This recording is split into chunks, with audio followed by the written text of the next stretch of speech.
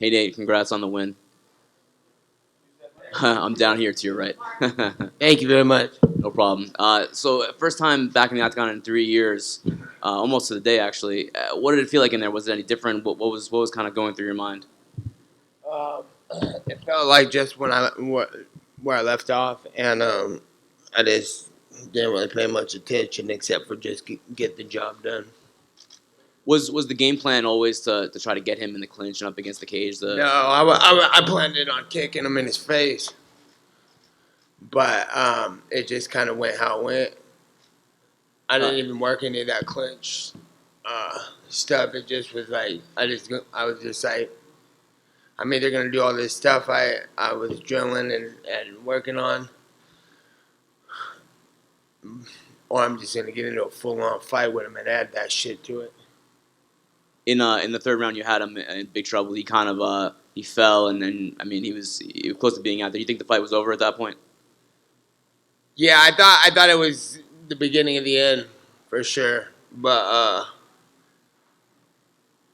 I um I just went in there and went. And I warmed up in the back really good, and I was going hard, and then I kept warm when I went out, and then I started fighting because I didn't want to. I know it was a 5 minute round fight, and my last couple fights were 5 minute rounds, so I wanted to go in there like my first round was my third or fourth round, and so I went in and first minute in from the intensity and how long I was going, I was already tired, so I didn't have the full juice to ease up and full on take him out. Uh, I felt like that's the way I had to approach the 3 round fight. The last thing for me, Dana was in here before, and he said that the last thing he thought you would say after the fight was calling out Jorge Masvidal. Why did you do that? Just because you got to recognize who's the best of the best in this game, and it's not who they're saying it is. It's who I'm saying it is. It's the guys who've been in here for forever and now are still on the top of the game. Like Pettis just knocked out Thompson, who was just fighting for the 170 title a whole bunch of times, and then he fights Pettis. Pettis just knocks his ass out real quick. Who's the real baddest dude in the 170 division? And then they were trying to pump up dude, and then Masvidal goes in there and knocks his ass out after he's been in here since I started fighting in 2004, I think. And then I think he's either been there right then or a little longer, and he just did that. So and I just did that. So that's the best fighter to me, the best martial artist who's still on top of the game. Like I said, I've been through waves of these guys. There's a couple guys who come in and then they fight for a title or peak in, have 3 good fights. They fight for a title, they get the belt, then they get their ass whipped, then they have another loss, maybe have another win and then another loss, and then they're gone with the win. And that's not the best fighters to me. I've been here in 40 years, fighting, still killing. Uh, Remember, like, who was it? Like, Jake Ellenberger was, like, peaking for a minute, and then he was the guy, and then he just got worked over, and then he had a couple fights, and he was just gone. And then, like, Rick's story, and I can't even think of other examples, but there's a whole bunch of people. Grant Manor was one of the best guys for a minute, and he's just gone. Everybody's just hearing and gone, and hearing and gone. I'm like, what's up? I'm still here. And those are the best fighters in the world to me. Nate, it seems like Masvidal's interested in this fight. When ideally would you like to compete again? If everything works out right how it's supposed to work out, then I'll fight next month. If nobody's in a hurry, I want to get this done how it's supposed to be done and do it right and treat it like it should be treated. I ain't even in no rush. So it's not me who's gonna be doing the sitting out. It's them that's gonna be holding me out, or people not jumping on and trying to get it done. And that's where I've been for the last 3 years because I never stopped training camp. I just no one was showing any acknowledgement for being the best fighter in the world, which I am. Just like Masvidal, that's what I'm saying. Like, why ain't nobody fucking like, what? That's the guy to fight. He just beat the best guy, and he's been around doing this the whole time. So I'm into the best martial art artists in the world, not like some hold on to you wrestlers who are gonna hold you and hopefully win around and find a loophole to win in these fights and put belts on their waist. Now we're fighting for the baddest motherfucker in the game, belt, and that's mine. So I'd like to defend it against Jorge Masvidal. So if you want to be the baddest motherfucker, that's how we're gonna do it.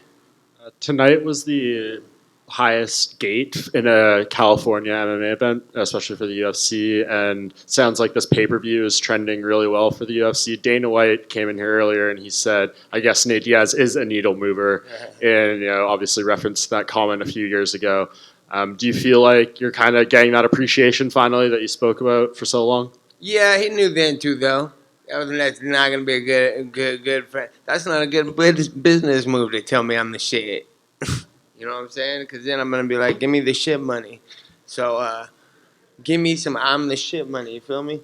And then he had to do what he had to do. So I ain't mad at him either for that. So but it's cool that he's acknowledging the fact that.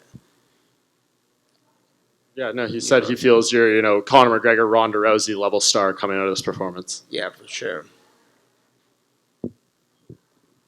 You like that? Yeah, my show.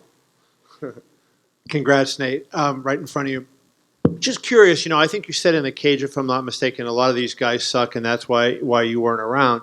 I wonder if they sucked, wouldn't it make sense just to go in there and get a lot of easy wins and make easy money and build up your bank account instead of sitting out all that time?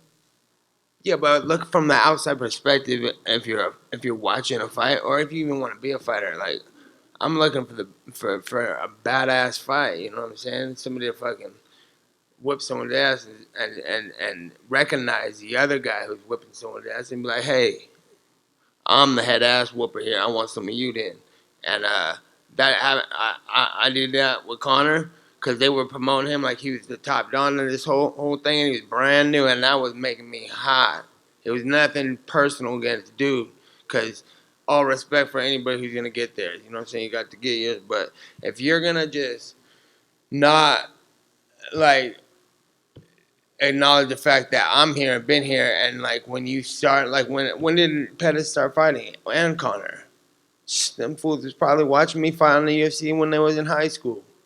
I'm like, you better recognize and I'm disrespected. That's why I gotta get these fights. Like, what's up? And that's the shit I want to see if I'm watching the game.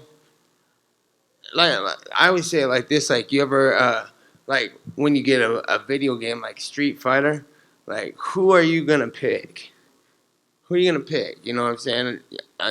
Like I want to pick the baddest looking motherfucker right there who does the coolest shit, and I believe that. I believe that. I believe that I'm the coolest at all these sorry ass motherfuckers who are just sat around for 3 years and let me whip Conor McGregor's ass, and then nobody said nothing. Like what? I would have been like, that's the best, baddest dude. He called out dude. He got the fight. He whipped him, and then they robbed him, and then he's out for 3 years. Like why didn't somebody step up like, hey, if he's out for 3 years, get your ass back in the game. I'm gonna whip your ass. And then I'm like, oh, I got to step back in the game real quick and fight that guy, because I can't be going to the coffee shop and have somebody say, man, that guy said he's gonna whip your ass all over the place. I'm like, no, he's not gonna whip my ass. That's why I'm gonna fight him. So there's your blueprint. And none of these fighters know how to do that because none of them have imagination. None of them hadn't played Street Fighter or watched a cool movie before.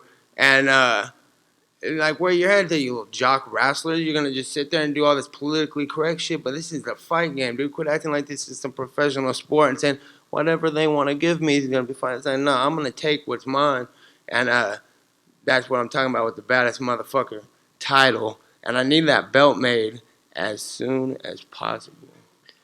You're cocky, Nate. They're like.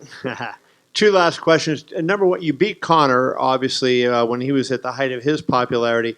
Do you think this win exceeds that because you were away for 3 years, and even though you mentioned you had never stopped training, you hadn't fought in 3 years, and you beat a really good fighter? And two, Colby Covington was over there. I don't know if you heard, but the crowd was chanting, fuck you, Colby, and giving him a hard time. He was carrying a belt with him tonight. Would you consider fighting him at some point, too? Who's it? Covington? What weight? Welterweight? I don't know who that is. So, like, if we got somebody good to fight, that's who I want to fight. That's what I'm saying. That's what I'm saying. You got to do something. If you've been here for 2 weeks and get a little hype show, I don't give a shit. All right, Nate. Congratulations on your win down front. Thank you very much. No problem. So, a lot has changed in your personal life since we last saw you fight, namely your daughter. And has being a father now changed the way you approach the fight, or just the way you think about the entire game? I've been a father for years. Fathering all kinds of these little motherfuckers.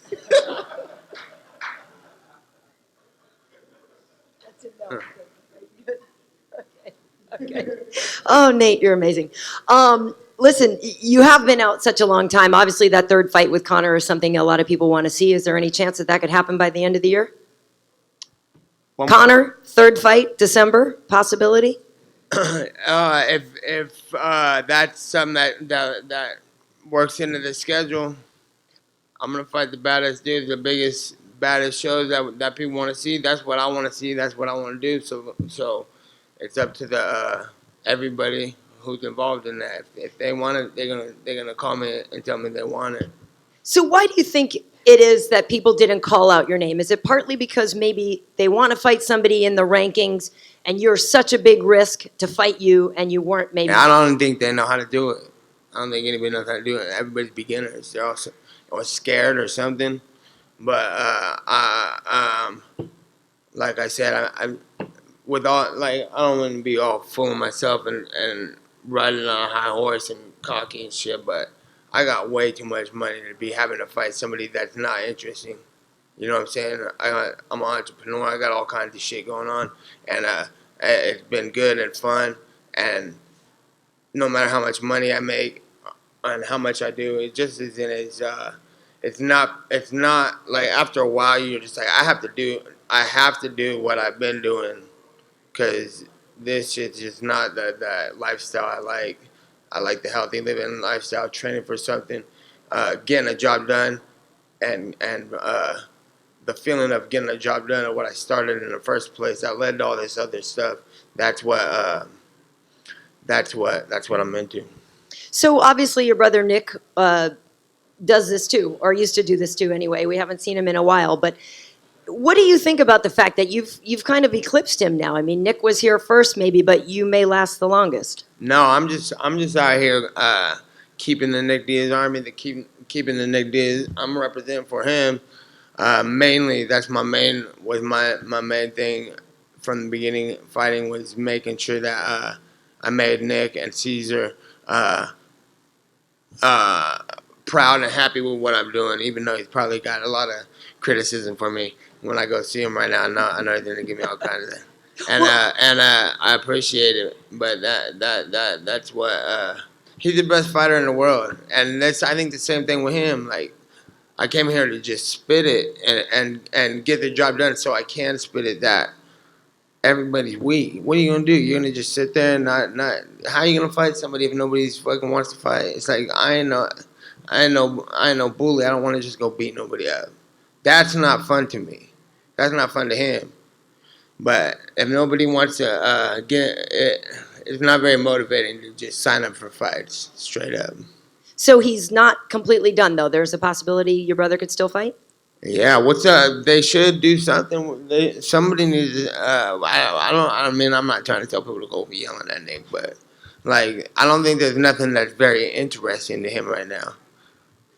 Okay, thanks. I keep hearing GSP dabbling a little bit. I don't know what to deal with that, but if he ever came back to the table, I'm sure that'd be good. And for both of them, they're both just they're just both sitting there with nobody to fight because they're the best fighters in the game, and nobody's recognizing that. And like, I mean, they have a little bit, but it's like, okay, that's in the past. That's not in the past. That's like they're still here, and I feel like it's probably uninteresting to them, both of them. So that's just my thoughts on that. I don't mean to speak for Nick at all. Nick's fucking probably got a whole nother thought on all this. I probably just pissed him off too. Well, bring him out here then. Come on. Yeah. Thanks, Nate. I gotta go meet him at the thing. Nick over here. It's clear you have a business savvy during the media workout. I mean, the CBD thing was all theatrics, but you're also plugging your company. How do you want to leverage this new opportunity you have as a star, as Dana White says, as a needle mover to make the money and the fights that you actually want? How are you going to actually position yourself? I don't understand the question. I think I'm positioned. I don't get it. What was the question? So essentially, how are you going to leverage this new opportunity that you have to get the money and the fights that you want? How am I going to leverage it? Feel like it's leveraged. And then speaking of the CBD, you mentioned you're going to indulge in some weed right afterwards. How soon do you plan on doing that? As soon as I get out of this damn arena, they won't let me smoke till I'm gone.